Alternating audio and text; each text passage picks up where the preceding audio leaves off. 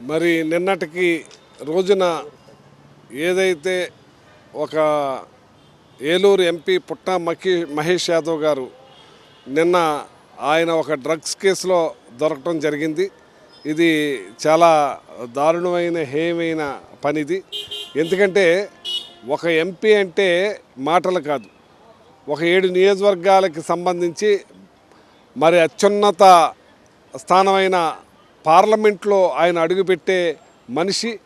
ఇప్పటి వరకు ఎక్కడా కూడా భారతదేశ చరిత్రలో ఒక ఎంపీ ఈ రకంగా పట్టుబడ్డా అన్నది ఈయనొక్కడే నిదర్శనం చెప్పుకోవాలి.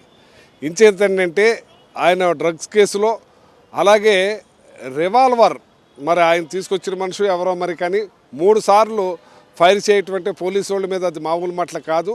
అటువంటి కార్యక్రమాలు చేస్తున్నారంటే ఒక తెలుగుదేశం పార్టీలో ఉండి ఇలాంటి కార్యక్రమాలు ఒకటి కాదు, ఈ కూటమి ప్రభుత్వం వచ్చిన కాడి నుంచి కోకొల్లోలుగా అన్నీ కూడా ఒకటి తర్వాత ఒకటి అమ్మాయిల్ని మరి అరాచకాలు, దుర్మార్గాలు, మరి రెడ్ బుక్ సిద్ధాంతాలు, కేసులు ఒకటి కాదు ఇన్ని చేస్తుంటే ఇదొకటి.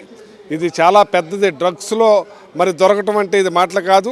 మరి పుట్టా మహేష్ యాదవ్ గారు మరి ఆయన ఇలాంటి కార్యక్రమం చేయొచ్చునా అని నేను అడుగుతున్నాను. నేను ఒక పార్లమెంటుకి మరి ఎంపీగా ఉండి ఈ రకమైన కార్యక్రమాలు చేయటం చాలా దారుణం, హేయమైన పని అని చెప్పి సందర్భంగా తెలియజేస్తున్నాను.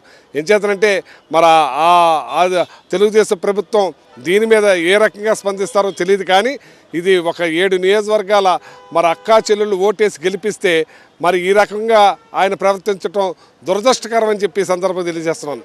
ఏం చేతంటే ఇది చాలా హేయమైన పని, దారుణమైన పని.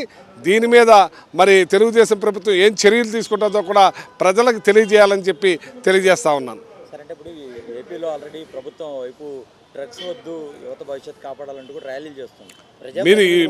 మీరు ఇదే తెలుగుదేశం ప్రభుత్వం డ్రగ్స్ని అరికట్టాలి అంటారు, ఓ పక్కన గంజాయిని అరికట్టాలంటున్నారు, ఓ పక్కన వైఎస్ఆర్ పార్టీ ఉన్నప్పుడు అన్నీ కూడా కోకొల్లలుగా దొరుకుతున్నాయి అన్నారు. ఎక్కడ పడితే అక్కడ దొరుకుతూ ఉన్నాయి. ఇవాళ గంజాయి అయితే స్కూల్స్లో కూడా దొరుకుతున్నాయి, ఎక్కడ పడితే అక్కడ దొరుకుతున్నాయి. ఇవాళ ఈ ఎంపీలే, సాక్షాత్ ఎంపీలే ఇవాళ తెలుగుదేశానికి సంబంధించిన వాళ్ళే ఇవాళ దాన్ని ఆహ్వానిస్తున్నారంటే ఇంక ఏమనాలి, ఈ ప్రభుత్వాన్ని ఏమనాలని చెప్పి నేను అడుగుతా ఉన్నాను. నేను ఇలాంటి దుర్మార్గమైన హేయమైన పనులు ఇప్పుడైనా మానుకుని ఈ రకంగా ఈ ప్రభుత్వం ఏం సమాధానం చెప్పుద్దో తెలియజేయాలని చెప్పి నేను కోరుతా ఉన్నాను. అంటే ఇప్పుడు హైదరాబాద్ వెళ్ళి అక్కడ దొరికారు కాబట్టి ఓకే, కానీ ఇక్కడ కూడా అనేక చోట్ల మనకి డ్రగ్స్ నీకు ఆట విడిపోయిపోయింది. తెలుగుదేశం నాయకులకి, మంత్రులకి, ఎమ్మెల్యేలకి శుక్రవారం సాయంత్రం అయ్యేటప్పటికి హైదరాబాద్ ఆట విడిపోయి వెళ్ళిపోతున్నారు. ఎంతమంది ఎన్ని రకాలుగా నడుస్తున్నాయో అందరూ కూడా చెప్పుకుంటా ఉన్నారు.